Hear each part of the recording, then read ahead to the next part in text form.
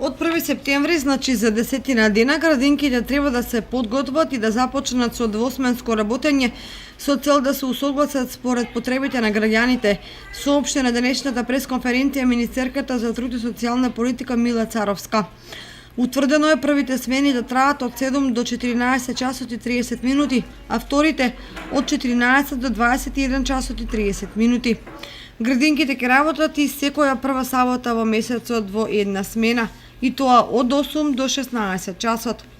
Детските установи кои имаат повеќе објекти, како што е случај со Кочанската Павлина Велјанова, зависно од интересот на граѓаните и чување на нивните деца, ќе треба да определат колку од клоновите ќе работат двосменски, односно и попладне. Одлуката подразбира да се организира двосменско работење и ако има само едно дете кое треба да се згрижи.